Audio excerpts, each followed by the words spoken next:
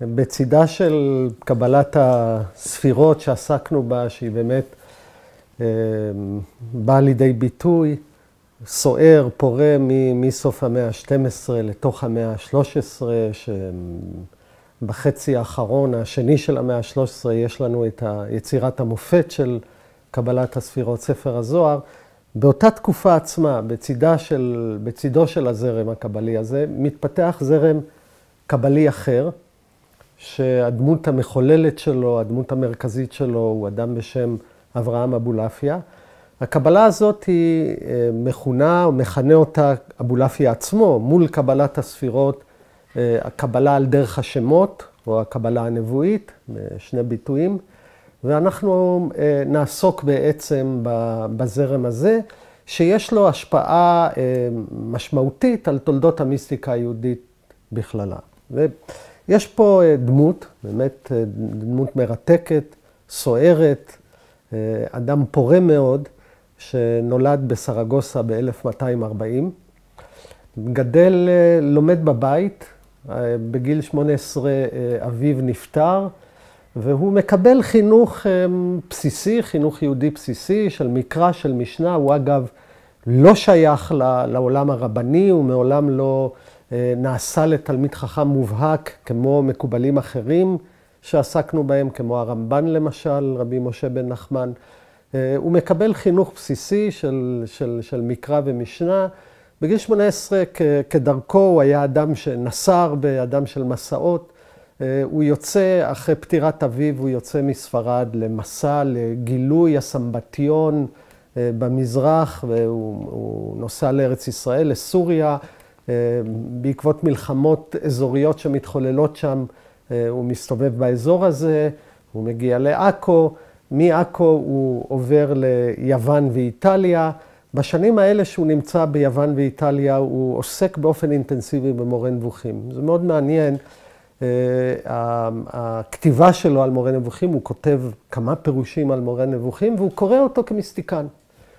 כשעסקנו באמת במורה הנבוכים, ראינו שיש למורה הנבוכים קריאה מיסטית. יש אפשרות שהשתיקה שהרמב"ם ממליץ עליה, שהרמב"ם מוביל אליה, היא בסופו של דבר מוליכה לאיזושהי התבוננות מיסטית מאוד עמוקה. אבולעפיה, שמאוד מושפע ממורה הנבוכים, ובאופן בסיסי, וצריך לזכור, ההבחנה הזאת בין פילוסופיה למיסטיקה היא אף פעם לא הבחנה ברורה. אסור שגם היא תהיה הבחנה חדה. ישנם פילוסופים, מיסטיקאים מובהקים, ישנם מיסטיקאים שיש להם עיגון מאוד עמוק במסורות פילוסופיות, ואבולעפיה עוסק באופן אינטנסיבי במורה הנבוכים. הוא חוזר לספרד, וב-1270, על פי הטורים שלו, הוא לומד קבלה בברצלונה. שם, אגב, צריך לזכור, בברצלונה נמצא חוג הרמב"ן ותלמידיו. זה מקום שבו קבלה, עוסקים בקבלה באופן מאוד אינטנסיבי. הוא אומר שיש לו, הוא מדווח, הוא מתאר מורה שאנחנו לא יודעים עליו הרבה, ברוך טוגרמי, שהוא המורה שלו בענייני קבלה. הוא עוסק בפירוש ספר יצירה. ואז מתחוללת איזושהי התנסות שבעצם מפרידה אותו מהעולם של המקובלים באופן מאוד עמוק, וההתנסות היא נבואית. צריך לזכור שכמו שאמרנו, אבולעפיה שייך לזרם הזה, אולי באיזשהו מובן מייסד זרם שנקרא קבלה נבואית, והוא מתאר התנסות נבואית. והוא מתאר התנסות נבואית שבעתיה, בעקבותיה, הוא מחדש חידושים בתורת הסוד, שהם הרבה מעבר לאופק המקובל של הדוקטרינות הקבליות של המאה ה-13. כן, הוא מתאר, אני אקרא עכשיו קטע מתוך איגרת שלו, שבה הוא מתאר את ההתנסות שלו. הוא אומר, ויקרא בשמי אברהם אברהם, ואומר הנני, כן, יש פה אלוזיה לאברהם אבינו שהאל קורא לו, וילמדני באורח משפט, ויעירני כאיש אשר יאור משנתו, לחבר דבר מחודש, לא חובר בזמני דבר ממנו.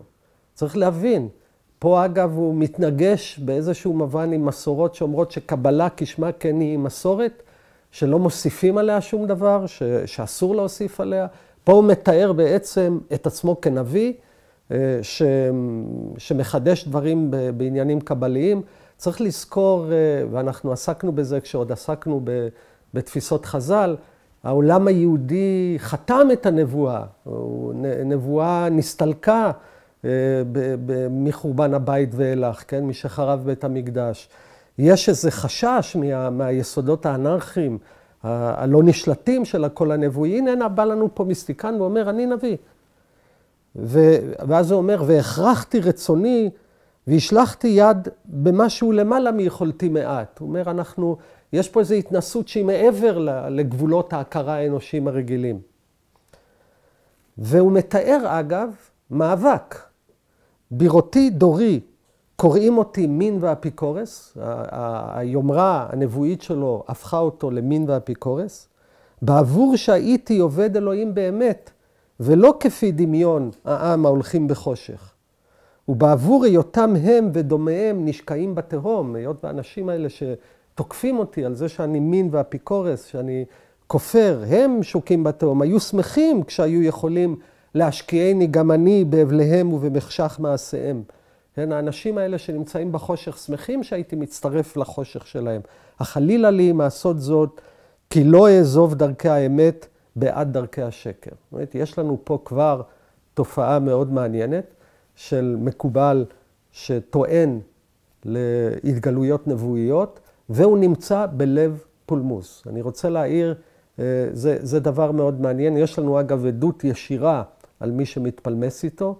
זה קשור לתופעה הנבואית, ומי שמתפלמס איתו, ראש וראשון לגדולי בעלי ההלכה בברצלונה באותה תקופה, הרשב"א, רבי שלמה בן אדרת, שהוא גם תלמידו של הרמב"ן, שהוא גם אגב מקובל במסורת קבלית אחרת של קבלת הספירות. והרשב"א כותב, שולחים לו איגרת, אגב בתקופה טיפה יותר מאוחרת, של חייו של אבולעפיה. אבולעפיה אז חוזר לאיטליה, נמצא בסיציליה, שולחים לו איגרת מסיציליה, שבו השואל שואל אותו, מה עושים עם האיש הזה, שהוא מגלה סודות נבואיים, מה אתה אומר על הספרים שלו, מה אתה אומר על החיבור שלו. צריך לזכור, הרשב"א הוא הדמות הסמכותית של העולם היהודי בסוף המאה ה-13, והרשב"א כותב עליו דברים מאוד קשים. הוא אומר, ואחד מהם היה אותו הנבל, שם רשעים ירכב, אותו אברהם, אברהם אבולעפיה. הוא מתאר כל מיני נביאים שמסתובבים בעולם הזה. הנה דמות רבנית שאמורה להיות הצנזור של הרוח היהודי של אותה תקופה. והוא אומר, הנה אחד מהם זה נבל, שם רשעים ירכב, זה ביטוי מאוד מאוד קשה, זה אברהם, ששם עצמו נביא ומשיח בסיציליה. אגב, פה יש לנו גם הערה מאוד מעניינת. יש לאבולעפיה תודעה עצמית משיחית, שעוד מעט נגיע לה. הוא גם נביא וגם משיח. הוא פיתה בכזביו כמה מבני ישראל.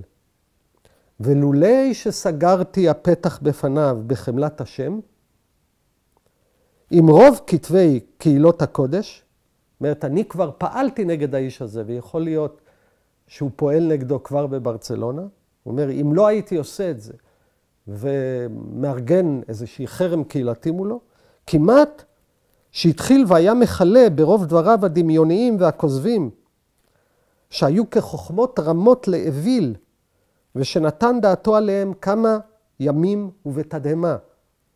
מה שהיה רגיל, מרגיל עצמו ולוקח הכתובים ודברי חכמים בגימטריות, ומערב בהם דברים מעט אמיתיים לקוחים מספרי החוכמה. ויש לנו פה דמות רבנית מאוד מרכזית, שמתארת התנגשות מאוד קשה עם אבולעפיה, סביב שני דברים, סביב היומרה הנבואית משיחית שלו, וסביב גם הדוקטרינות המסוימות, התורות שלו, שהוא מתאר אותם כסוג של משהו שנראה לאוויל, דברי חוכמה, אבל אלה דברי שטות, שהוא מרגיל את עצמו בהם שנים.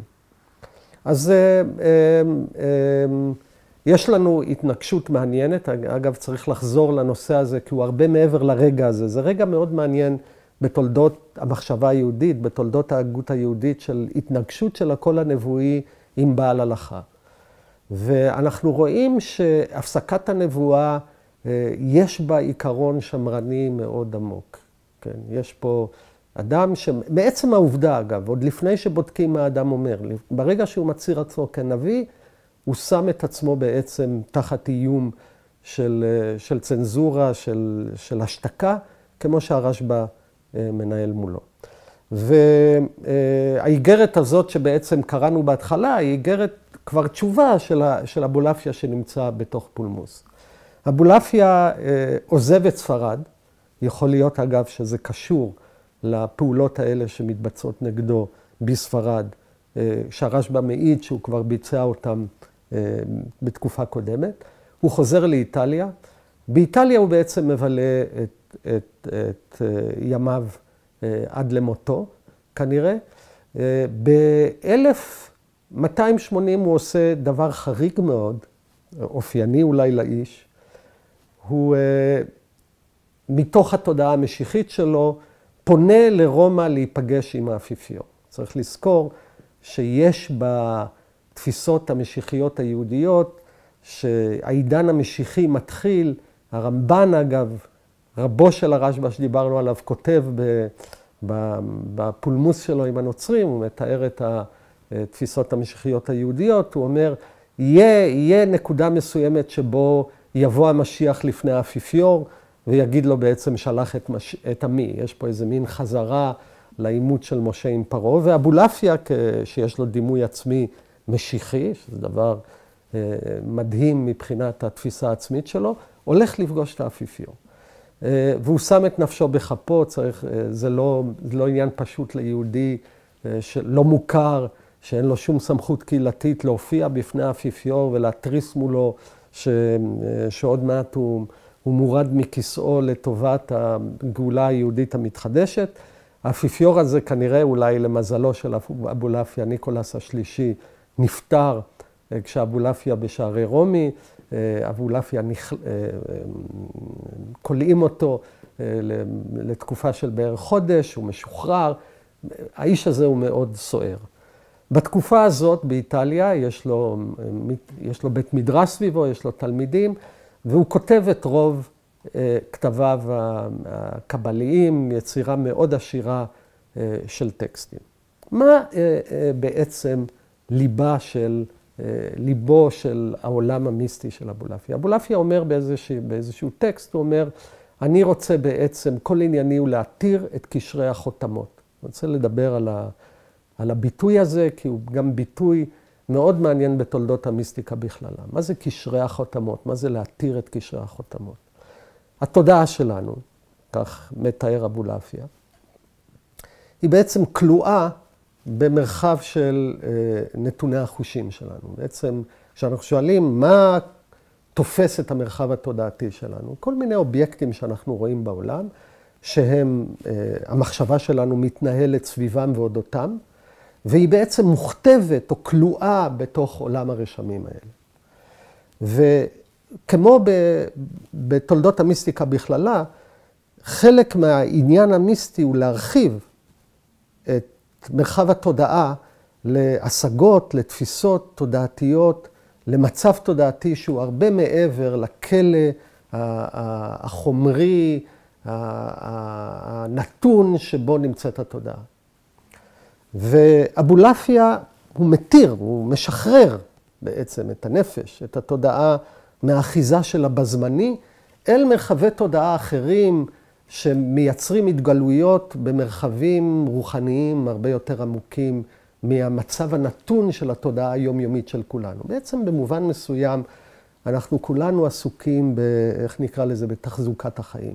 אנחנו כולנו כלואים במרחב תודעה מאוד מסוים, כשפוטנציאל התודעה שלנו הוא הרבה יותר רחב, שהמיסטיקה היא בעצם הרחבה של פוטנציאל התודעה הזאת.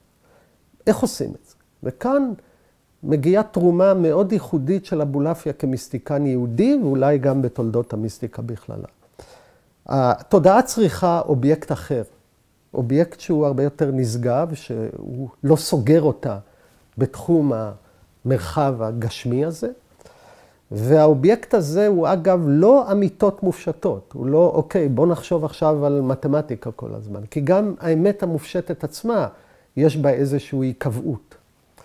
ואובייקט המחשבה של אבולעפיה הוא השפה, או האות הלשון העברית. זה דבר מאוד מעניין. זה בעצם מדיטציה, תרגילים מדיטטיביים, חריפים מאוד, שעוד מעט נדבר עליהם יותר בפירוט, שהעניין שלהם הוא האות. האות העברית, השפה העברית, הצירופים של האותיות. ולכן הקבלה שלו, הוא מתאר אותה, היא קבלת השמות, והיא גם קבלה נבואית, כי באמצעות המדיטציה הזאת, על השמות והצירופים שלהם, התודעה מגיעה לידי מצב של התפשטות, של הרחבה, שבה גם היא חותרת או דבקה באיזשהו שפע התגלותי, שמביא להכרות חדשות. צריך להבין שבעצם הבעיה הגדולה של המיסטיקן, מהסוגים של אבולעפיה, היא בעצם השאלה, להשיל את המעטפת שסוגרת את האני.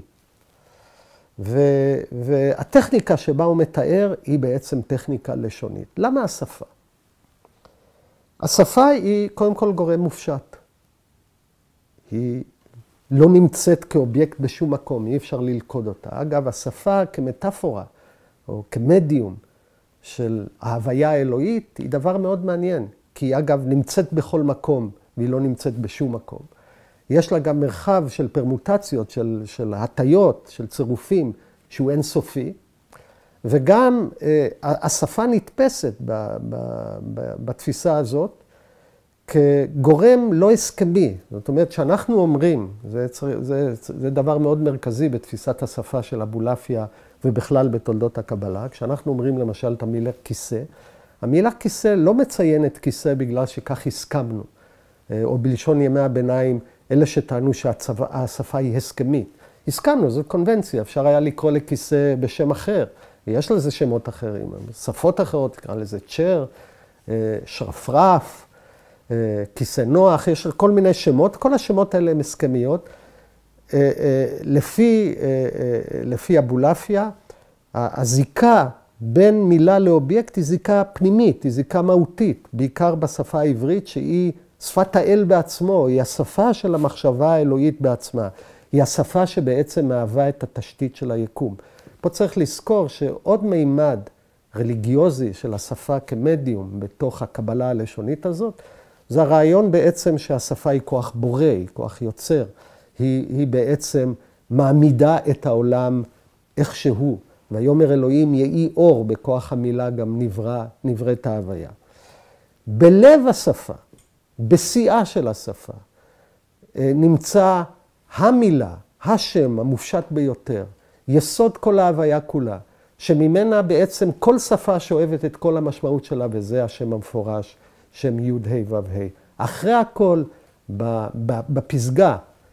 בפסגה של החיים המיסטיים בתוך התפיסה הלשונית הזאת, נמצאת המדיטציה, ההתבוננות של שם הוויה. כל דבר בעולם נמצא קיים, בעל משמעות, בזכות העובדה שהוא נוטל חלק בשם, בהשם, שבו בעצם מקופלת כל ההוויה וכל הלשון כולה. אני אגב רוצה להעיר, אחד הדברים המעניינים בתפיסה של אבולעפיה, שהדברים האלה נכונים לא רק לשפה העברית. כל מבע לשוני אנושי הוא קיים והוא חי באשר הוא נוטל חלק, או הוא שואב, הוא מעין תרגום של השפה העברית. ויש לו ביטוי באחד הטקסטים המעניינים שלו, בספר שנקרא ספר האות, אבולעפיה כותב, צריך להתיך, ביטוי מעניין, להתיך כל הלשונות אל לשון הקודש, עד שכל דיבור שיזכירהו המדובר בפיו ובשפתיו, יחשבנו כאילו הוא מחובר מאותיות הקודש שהם כ"ב אותיות. זאת אומרת, אם אתה מדבר למשל בלטינית או בספרדית או בערבית, ואתה מבין, למרות מספר האותיות בשפות האלה לפעמים הוא גם הרבה יותר מכ"ב אותיות, מה-22 אותיות בשפה העברית, אתה צריך להבין שהם כולם בעצם הרחבות של השפה העברית, של הלשון, ואתה כדובר מיסטי של שפה, אתה צריך להתיך, להביא את השפה הזאת לשורשה המקורי, לפרק אותה מקליפתה המתורגמת, להביא אותה אל העברית, ולקיים תרגיל מדיטטיבי דרכה. זו תפיסה מאוד מעניינת בעצם. כל השפות כולם, יסודם בשפת השורש הלשונית של העברית, שבה בליבה מצוי השם המפורש י' ה' ו' ה'. אחת הטכניקות המאוד מעניינות שאבולעפיה נוקט בהם, יש לו ספרי הדרכה מיסטיים, שבהם הוא מתאר את הדרך המיסטית של קבלת השמות שעליה הוא מדבר. הוא מדבר על צירופים. בעצם מה שהמיסטיקן עושה, בתרגילי הרחבת התודעה שלו, הוא מצרף אותיות. הוא מצרף אותיות, הוא עושה כל הזמן צירופי אותיות. אגב, האותיות האלה הם יסודות מאוד מופשטים. הם לא חייבים להיות מילים בעלות משמעות כזו או אחרת. עצם המבנה המסוים של האות עצמה, האות האחת היא כבר גרעין של משמעויות, והצירופים של האותיות מייצרות תנועה פנימית של התודעה, הרחבה שלה.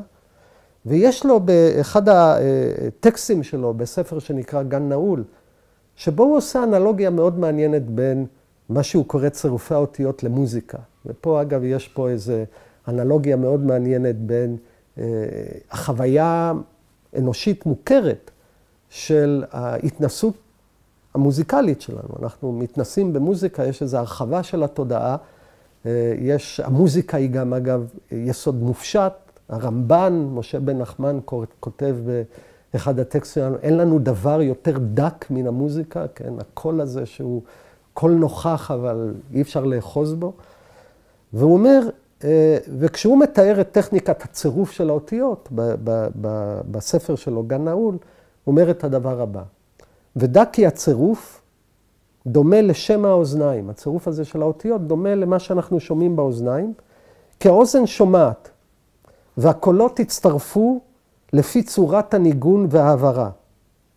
והעד, מה שמעיד על זה, כינור ונבל שמצרפים קולם, פה יש כבר סימפוניה, ובצירוף הקולות האוזניים שומעות חילוף ותמורה, והמיתרים המכים ביד ימין וביד שמאל הם מתנועים, מביאים הטעם המתוק לאוזניים. ומהם עובר הקול אל הלב, ומן הלב אל הטחול. טחול זה אצלנו איבר שהוא אפשר להיפטר ממנו, לא בעולם, לא בפסיכולוגיה הנפשית, בחיים המנטליים של העולם הימי הביניימי. ואז הוא אומר, והוא מתאר את האקסטזה, בעצם אקסטזה. הוא אומר, והשמחה מתחדשת בינתיים באמצעות תענוג חילוף הניגונים. ואי אפשר לחדש את זה כי אם בצורת הצירופים. המוזיקה היא בעצם צירופים שמתנוענים על סקלות מוזיקליות עם תהליכים סימפוניים של תנועה רוחנית פנימית שמרחיבה את הנפש. ואז הוא אומר, ואז הוא עושה את האנלוגיה לטכניקה שלו. הוא אומר ככה, וככה הוא עניין הצירוף. לגלגל האותיות מחוץ עם העט, אתה יושב עם עט, ומגלגל אותיות, בצורת צירופי האותיות. עכשיו הוא נותן לנו דוגמה. אתה לוקח את האותיות א', מ', ש', ואתה מצרף אותם. אמש, אשם, מסע, מאש, שאם, שמא, כן כל היוצא באלה והדומים להם. יש בו טכניקות של צירופים לשוניים, שמייצרים הרחבה של התודעה, שבה התודעה בעצם דבקה במחשבה האלוהית עצמה, והצירופים האלה יוצרים מהלך שלם של התגלויות נבואיות, של הערות נבואיות, שמתרחשות עם הרחבה של התודעה דרך התרגילים המדיטטיביים האלה. הדבר הזה, אגב, התפיסה הזאת, שיש בה, אבולעפיה מרחיב אותה ומדגים אותה בטקסטים רבים, היא כוללת גם את המשמעויות המספריות של אותיות והצירופים שלהם המספריים, כי יש פה יחס גם בין אות למספר.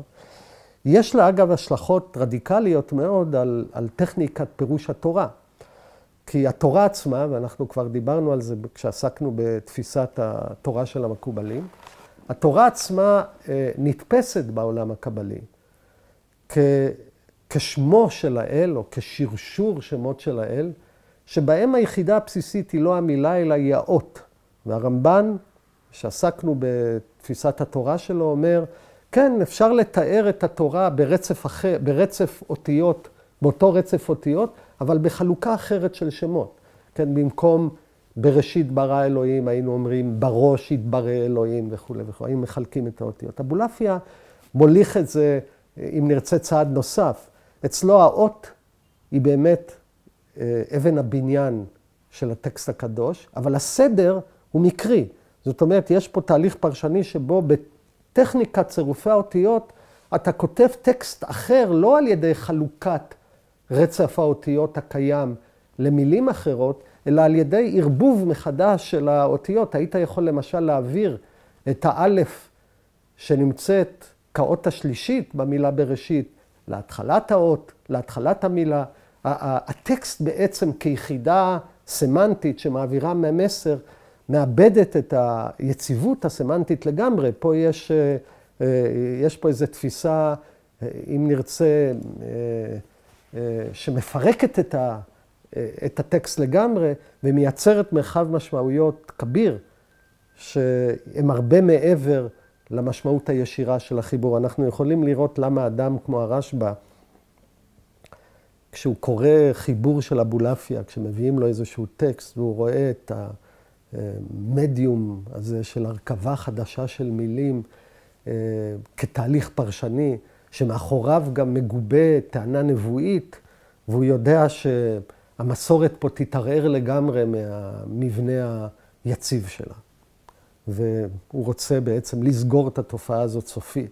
אם אבולעפיה רצה להתיר את קשרי החותמות, הרשב"א רצה לחתום את העניין הזה ולסגור אותו עד הסוף.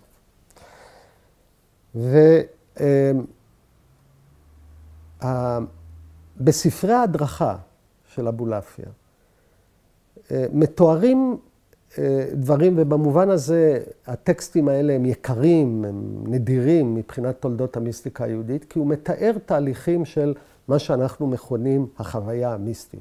הרי בלב התפיסה הזאת, מה שהוא קורא הקבלה הנבואית, להגיע לשינוי של מצב תודעה, נמצא תהליך של התנסות מיסטית מאוד עמוקה. אני רוצה לקרוא טקסט ארוך ולפרש אותו, כי זה באמת רגע מאוד מעניין בתולדות הקבלה, שיש לו הדים להמשך הקבלה, בתולדות הקבלה בכללם, שבהם אבולעפיה מכוון את התלמיד לתהליך של חניכה אל ההתנסות המיסטית העליונה. הטקסט הזה נמצא באחד מספרי ההדרכה החשובים של אבולעפיה, שנקרא חיי העולם הבא, והוא מתחיל אותו במשפט הבא. והנה נודע בקבלה נבואית אלוהית, שבעת שהחכם המשכיל מצרפם, דיברנו על צירוף האותיות, תשפע עליו רוח הקודש. הוא זוכה להתגלות. וזה לך האות. עכשיו הוא אומר, פה הסימן, פה הדרך. בעיונך באותיות הקדושות האלה באמת ובאמונה. זאת אומרת, אתה עושה מדיטציה על האותיות הקדושות באמת ובאמונה, הכוונה בתודעה נקייה. ובצרפך אותם, מה שבראש עם הסוף, והסוף עם הראש, ראש עם תוך, והתוך עם ראש, וכן תעיין כולו לפי זה הדרך, יגלגל כל אותיותיו פנים ואחור בניגונים רבים. יש פה גם יסוד מוזיקלי. ויתחיל בנחת וימהר עוד וירגיל עצמו, עד שיהיה בקיא מאוד בחילופי הצירופים זה בזה. וצריך לו גם כן שיהיה בקיא מאוד בסתרי תורה ובחוכמה, כדי שיכיר מה שיבוא לו בגלגולי הצירוף, ויתעורר ליבו בחושבו הציור השכלי האלוהי הנבואי. זאת אומרת, האדם הזה שכבר יש לו איזו הבנה מראש של נסתרי האלוהות עצמה, יודע לזהות בצירופים שמתרחשים לו, שהם לכאורה צירופים אוטומטיים, תכנים שמהם הוא יכול לבנות איזשהו מושג שכלי. ובתחילה ממה שיעלה לו מן הצירוף בהתבודדותו, תתחדש עליו פחד ורעדה, ויעמדו שערות ראשו, ויזדעזעו איבריו. כן, פה יש כבר מצב אקסטטי של הגוף. אחר כך אם יזכה, תעבור עליו רוח אלוהים חיים. כן, וכאן הוא מצטט פסוק, תעבור עליו רוח אלוהים חיים, ונחה עליו רוח אדוני, רוח חוכמה ובינה, רוח עצה וגבורה, רוח דעת ויראת אדוני. עכשיו בא קטע מאוד מעניין. הוא אומר, וידמה לו כאילו משכו כל גופו מראש ועד רגליו בשמן המשחה, ויהיה משיח אדוני, ושלוחו, ויקרא מלאך האלוהים, ויכונה שמו כשם רבו, והוא שדי, אשר כינוהו מטטרון שר הפנים. אני רוצה לדבר על הטקסט הזה, הוא אומר, האדם הזה שעובר את החוויה הזאת, הוא מדמה כאילו הוא נמשך בשמן, כאילו הוא עובר איזשהו תהליך של התקדשות. הוא בעצם משיח. יש פה איזה דימוי של גאולה פנימית. כל אדם הוא משיח של עצמו, הוא משוח בשמן בתהליך הזה. ויש פה איזה תהליך של מטמורפוזה, של הזדהות שלו עם האל. שם האל הוא בו, הוא נקרא עכשיו מלאך האלוהים. הוא כשמו כשם רבו, פה אגב האלוזיה לדמות מאוד חשובה בתולדות המיסטיקה היהודית, מטטרון, שר הפנים, ששמו של האל בו. עוד טקסט עכשיו, שמפרט לנו בצורה יותר רחבה, באיזשהו מובן בצורה יותר עזה, את העולם הזה של החוויה המיסטית, שכמו שאמרנו, הוא לא מאוד שכיח בכתבי מיסטיקאים יהודים, והוא מתאר שוב את החניכה ואת התהליך אל ההתגלות הזאת. הוא אומר ככה, ייכון לקראת אלוהיך ישראל, אכן עצמך, ויחד לבבך, וטהר גופך. עד כאן קריאות די כלליות. עכשיו מגיעה הוראות ספציפיות. ובחר לך מקום מיוחד, שלא יישמע קולך לשום אדם בעולם. פה התחלה של טכניקות מאוד מוכרות של התבודדות. ואהיה יחיד ומיוחד ומתבודד מבלי אחר. ושב בחדר או בעלייה, ואל תגלה סודך לשום אדם. אתה צריך להתנתק, קודם כל פיזית, מהעולם שבעצם סוגר אותך, נועל אותך בתכני תודעה, שאותם אתה צריך לסלק מהתודעה שלך. ואם תוכל שתעשהו בבית אפל מעט, עשהו. קצת ההפעלה, תאורה, אם נרצה, מוצללת, מיסטית. ואומנם הישר והטוב, שתעשהו בלילה. ויזהר לפנות מחשבתך מכל אבלי עולם באותה שעה שאתה מכין את עצמך לדבר עם בורך. ואתה מבקש שיודיעך גבורותיו, ותתעטף בטלית, ושים תפילין בראשך ובידיך, אם תוכל, כדי שתהא ירא וחרד מפני השכינה אשר עמך, אז בעת ההיא. זאת אומרת, אתה מפנה את התודעה שלך מכל המחשבות האחרות, אתה מתעטף בטלית, אתה מניח תפילין, אגב זה בלילה, זה מעניין, ואתה יושב שם. ונקה עצמך ובגדיך, ואם תוכל יהיו כולם בגדים לבנים. כן? אתה לובש בגדי לבן, שזה בעצם הסמל, אם נרצה, הסמל של הצבע, שהוא בעצם כל הצבעים כולם בלי להיות צבע. כי כל זה מאוד מועיל לכוונת היראה והאהבה מאוד מאוד. ואם יהיה בלילה, הדלק נרות הרבה, עד שיעירו עיניך יפה יפה. ואחר כך תיקח בידך דיו ועט, בשמחה, בטוב לבב. אתה לוקח דיו ועט. והחל לצרף אותיות מעטות עם רבות. תתחיל בטכניקה אוטומטית של צירוף. והפכם וגלגלם במהירות, עד אשר יחם לבבך בגלגוליהם. הגלגול הזה יוצר איזה מין יחם לבבך, איזה מין תודעה פנימית אקסטטית של התרחבות. ושים לבך בתנועתך ובמה שתוליד בגלגולם. תוך כדי שאתה מבצע את התנועה, תשים לב לתכנים שהגלגולים האוטומטיים האלה של האותיות מולידות. וכשתרגיש בך שכבר חם לבבך מאוד מאוד בצירופים, והבינית מהם עניינים חדשים, כן, אתה מבין, או התודעה שלך הולכת ומתנשאת בתכנים חדשים, אשר לא השגתם בקבלה האנושית. אלה תכנים שלא הכרת, הם חדשים, ולא ידעת מעצמך מתוך העיון השכלי. זאת אומרת, התכנים האלה הם מעבר למסורת ומעבר להכרה. וכבר אתה מוכן לקבל השפע. אז תדע שיש פה איזה רגע של התגלות, והשפע נשפע עליך, הוא מעורר בדברים רבים זה אחר זה. ברגע הזה בעצם אתה נמצא באיזה שפע של מעיין שמתגבר של תכנים. אכן מחשבתך אמיתית, ברגע הזה אתה תכין מחשבתך אמיתית, לצייר השם יתברך שמו. פה אתה מגיע לשיא של המדיטציה הזאת, שהיא שמו של האם עצמו. ואתה מצייר את השם יתברך, כן?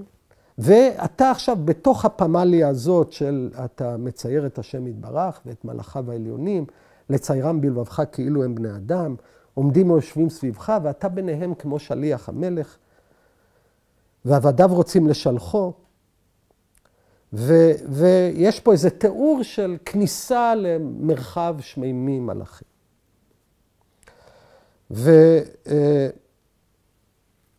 הוא ממשיך ומתאר את ההכרה שאדם משיג במצב הזה. ואז יש רגע עוד יותר עמוק מבחינת ההתנסות, ותיאור מאוד די מפורט של ההתנסות הזו, אומר זה. וזה כולו יהיה לך, אחר שתשליך הלוח והקולמוס מבין אצבעותיך, או אחר שיפלו הם בעצמם מתוך רוב מחשבותיך ומרוב שמחה. זאת אומרת, בשלב הזה אתה כבר לא עסוק בכתיבה, בצירופי האותיות האוטומטיים, הם כבר מתבצעים מעצמם. ודע כי מה שהתחזק אצלך, ודע כי כל מה שהתחזק אצלך, השפע השכלי הנכבד, ככל שההכרה שלך תלך ותתרחב, יחלשו איבריך החיצוניים והפנימיים. תרגיש חולשה בגוף, ויתחיל כל גופך להסתער שערה חזקה עד מאוד, כן? להצטמרר, איזה מין, עד שתחשוב בעצמך, שעל כל פנים תמות בעת ההיא. זה חוויית מוות, או חוויה קרובה למוות. כי יתפרד נפשך מגופך מרוב שמחה, בהשגתה ובהכרתך מה שהכרת. עד שתבחר מוות מחיים בדעתך, כי זה המוות קורה לגוף בלבד. ברגע הזה אתה מבין, אתה גם, זה אנחנו, דבר אתה משתחרר מפחד מאימת המוות, כי אתה מבין שהמוות הוא אירוע גופני, שהתודעה בשלב הזה נחלצת מהקיום הגופני אל איזה מצב רחב מאוד. ובסיבה זו תחיה הנפש תחיית המתים לעולמי עד, ואז תדע שהגעת אל מעלת קבלת השפע. כן? יש פה באמת תיאור מאוד חי וחד של התנסות, שהיא מתוארת בחניכה, בהתבודדות, בלבישת בגדי לבן, בהתקדשות וניקוי המחשבה, בהתחלה של רישום של צירופי אותיות שמרחיבות את התודעה, בחוויית התגלות של תכנים חדשים, שמגיעה לשיאה בדבקות. פה המושג דבקות אמנם לא מופיע, אבל פה נמצא, בלב העניין נמצא רעיון הדבקות, שבו יש איזו התרמה של רגע המוות שהוא כבר לא נראה מאיים בכלל. הוא אהב גם מוות, איזה רגע שאתה בוחר בו. יש לנו אם כך מיסטיקה אחרת. תשימו לב אין פה ספירות, זאת מיסטיקה של שמות, של התגלויות, של התפשטות האני מהנתונים הצרים שלו, ופה בעקבות משה אידל שעסק בזרם הזה וחקר אותו, אנחנו רוצים לדבר על כמה מאפיינים של הדמות הזאת, של אברהם אבולעפיה, לגבי תולדות המיסטיקה היהודית בכלל. קודם כל, כמו שאמרנו, המטרה שלה היא נבואית, היא אקסטטית. זה דבר אחד. הטכניקה שלה, המדיום שלה, הוא לא מצוות. זאת קבלה, אם נרצה, המצוותית, או בלעז אנומית. היא לא בנומוס, היא לא בחוק. כי קבלת הספירות, בלב ליבה של הקבלה הזאת זה פעולת המצוות, מעשה המצווה, כשהיא מכוונת לא כל כך להתנסות מיסטית מסוימת של המיסטיקן, כמו לתיקון המערכת האלוהית באמצעות מעשה המצווה. פה אין מצוות. המצוות, שוב, אבולעפיה הוא לא שולל את הסמכות של ההלכה. הוא רק מציב מעבר לה איזושהי טכניקה שהיא הרבה מעבר לקיום הפרטני של מעשה המצוות, טכניקה אנומית של צירוף אותיות שמעמיד אותו. זאת אומרת, יש לנו פה מיקוד אחר של העשייה המיסטית, לא בעולם המצוות. עם מגמה אחרת, אקסטטית, נבואית, כשבהרבה מובנים האנשים שמובילים אותה הם דמויות שלא מופיעות מלב ליבה של המסורת הרבנית.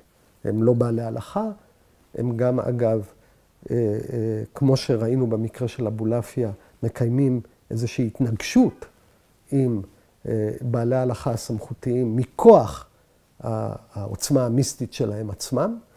ומכאן ואילך יש לנו בתולדות המיסטיקה היהודית זרם שמטפח טכניקות מיסטיקות שונות. פה זה צירופי אותיות, יש לנו תרגילי נשימה, יש לנו ויזואליזציה של צבעים, אבל צריך לזכור, דבר אחד שבכל אופן אבולעפיה תופס במרכז של התודעה של המיסטיקה הזאת, זה המדיטציה של השם המפורש, י' ה' ו' ה', שהיא בעצם, אם נרצה, האובייקט האבסולוטי של ההתבוננות של המיסטיקן היהודי. אז יש לנו פה זרם אחר, צומח אגב במקביל, באותם שנים, שבהם קבלת הספירות, שעוסקת בתיאורגיה, בתיקון, באמצעות המצוות מתפתחת. יש לנו אדם, אבולעפיה, תלמידים, שאחר כך זרם שהולך ומתפתח, שיש לו, אם נרצה, איזה חיי מחתרת. אגב, אדם יכול גם, צריך להבין, החלוקות האלה הן לא חלוקות סכמטיות, אדם יכול להיות חלק מהעולם הזה של הקבלה הקלאסית, של קבלת הספירות, ולעסוק בפרקטיקות ובטכניקות האלה של אבולעפיה. יש להם, אגב, בהקשר הזה, גם הגבול פה בין מגיה ומיסטיקה הוא מאוד עדין, כי באמצעות השמות האלה, שהם אצל אבולעפיה מתארים תהליכים שמספקים ידע, אבל השמות האלה הם פוטנטיים, הם בעלי עוצמה. אבולעפיה עצמו, בטקסטים שונים שלו, מכיר בהשלכות, בעניינים המאגיים, בפוטנציאל המאגי שנמצא בתוך הטכניקה הזאת. יש לנו אם כך איזשהו זרם של קבלה אחרת, הקבלה הנבואית, שאבולעפיה עומד בבסיסו. היות ואנחנו במבוא, וזה תמיד המגבלה של מבוא, היינו יכולים בעצם סמינר שלם או שיעור שלם להעביר על ההתגלגלות של המסורת הזאת בתולדות המיסטיקה היהודית, אבל זה היה חשוב במבוא לפחות להציע גם את הדמות הראשית שלה וגם את התפוסה המקורית שלו, הייחודית שלו, שקשורה בשמות, באותיות, בלשון ובאופן שבו הטכניקה הלשונית הזאת מביאה לידי הכרה נבואית.